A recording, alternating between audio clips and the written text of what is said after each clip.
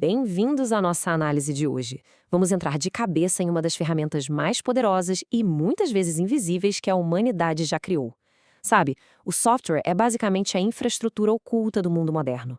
Desde o controle de tráfego aéreo até o gigantesco sistema financeiro global, no fim das contas, tudo roda em cima de linhas de código silenciosas.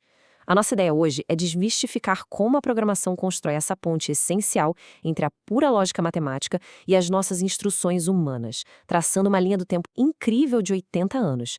Para quem quer entender de verdade como chegamos nessa nossa era digital, compreender essa evolução é, sem dúvida, o primeiro grande passo. O ponto-chave aqui é pensar na programação como uma baita ferramenta de tradução.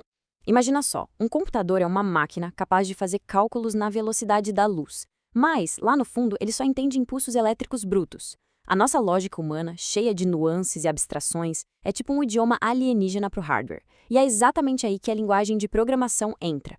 Ela pega esses nossos desejos complexos e os traduz para estruturas lógicas familiares que o computador consegue executar. É quase como o ato de ensinar uma pedra a pensar e a seguir regras. É criar um idioma que sirva de ponte entre a eletricidade e o pensamento. E para entender tudo isso, a nossa jornada hoje vai passar por 3 pontos bem rápidos. Primeiro, a evolução histórica dessas linguagens. Segundo, a diferença mecânica debaixo do capô entre o alto e o baixo nível.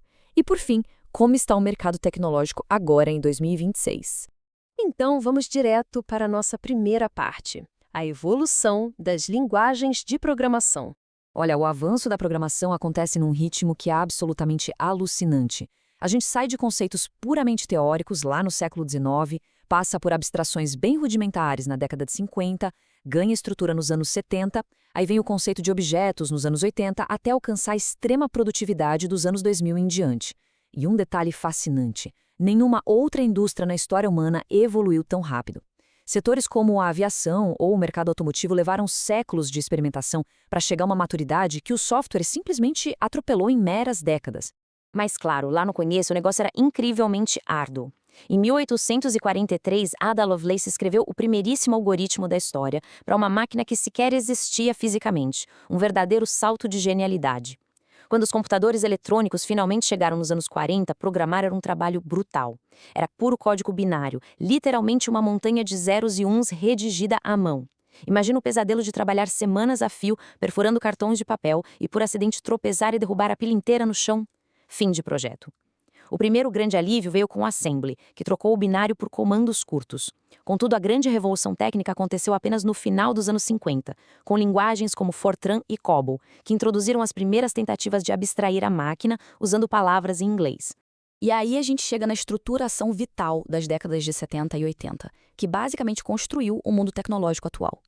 A linguagem C, nascida em 1972, é a fundação de quase todos os sistemas operacionais que usamos hoje.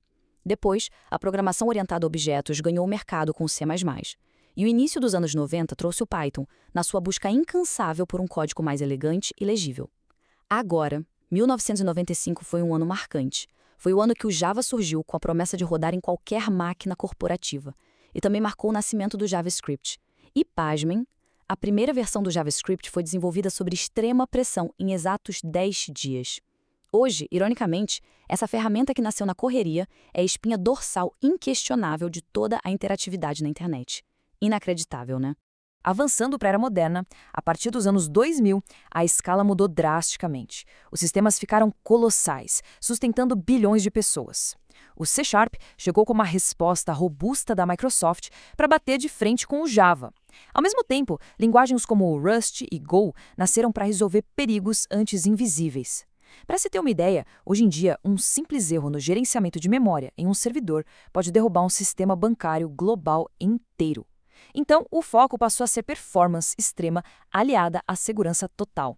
E o TypeScript entrou em cena pegando aquele JavaScript flexível e aplicando regras estritas, o que foi essencial para impedir que os projetos gigantescos da web simplesmente desmoronassem. O que nos leva perfeitamente à seção 2, baixo nível versus alto nível. Vamos entender a mecânica por trás de tudo isso.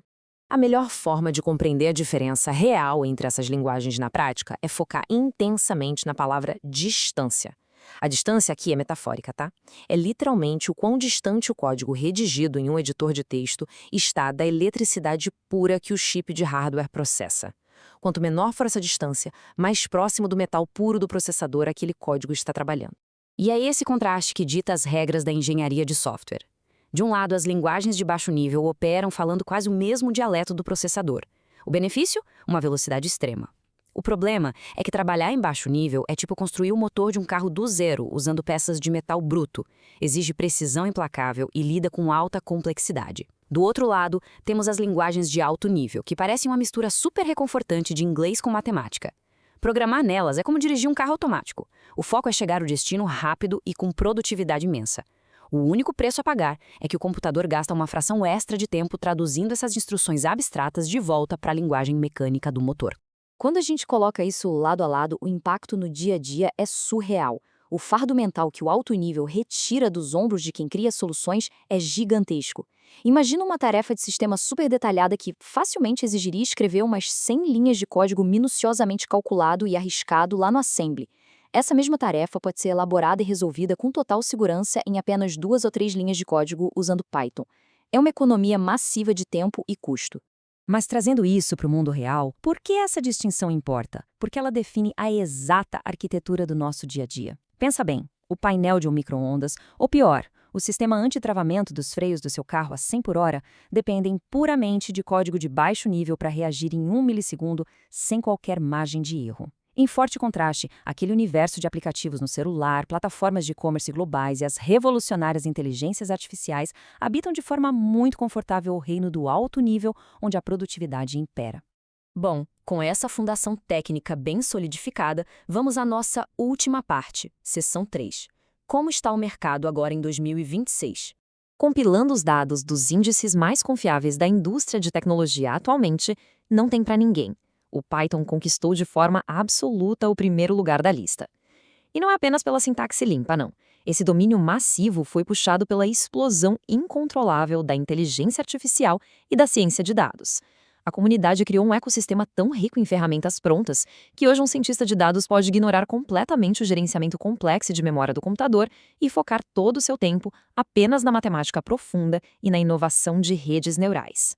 Seguindo na contagem, o JavaScript assume a prata, indispensável em qualquer operação na web. No terceiro lugar, o Java se recusa a ceder espaço, sustentando a infraestrutura de enormes bancos corporativos e o sistema Android. Mas olha só a ironia tecnológica no quarto lugar. A clássica linguagem C, lá de 1972, protagoniza um baita ressurgimento em 2026. Como a tecnologia de ponta atual está batendo de frente com os limites físicos do hardware moderno, a indústria precisou retornar às raízes para extrair a velocidade máxima coladinha no metal. E, colado nisso, o C++ brilha na quinta posição, sendo o motor de mercados onde não se tolera um único milissegundo de atraso, como na criação de jogos pela Unreal Engine e em imensas operações financeiras globais. Para fechar o nosso top 10, temos o C# dominando o mundo Microsoft e os estúdios de jogos. O TypeScript assumindo a coroa para blindar a web contra erros. O SQL em oitavo, sendo a força invisível que organiza todos os dados que você possa imaginar. O nono lugar é do PHP. E isso sempre rende boas risadas na comunidade. Todo ano dizem que o PHP vai morrer, mas o bicho tem uma resistência teimosa e continua alimentando quase metade de toda a internet comercial por trás dos panos. E encerrando a lista, uma disputa feroz pelo 10º lugar entre Go e Rust, batalhando para ser a espinha dorsal de toda a nova infraestrutura de nuvem. O grande resumo da ópera no mercado atual prova, de uma vez por todas, que o conceito de a linguagem de programação perfeita é simplesmente um mito. O mercado exige ferramentas super especializadas. O método usado para criar uma inteligência artificial que conversa não é e não deve ser o mesmo método aplicado para garantir que os freios mecânicos de um veículo funcionem. Cada desafio precisa da ferramenta exata com a distância certa da eletricidade do hardware. O que inevitavelmente nos deixa com uma reflexão muito profunda. O desenvolvimento de software começou com furos físicos em pedaços de papel. Em um espaço de apenas 80 anos, alcançou a manipulação de redes neurais generativas colossais com comandos puramente abstratos. E essa aceleração não para. Fica a pergunta: qual será o formato dessa tal sexta geração? Será que estamos caminhando para uma era em que as máquinas serão instruídas nativamente através de simples diálogo humano natural, sem precisarmos redigir nem mais uma linha de código formal? Sem dúvida, essa será a próxima grande fronteira. Até a nossa próxima exploração.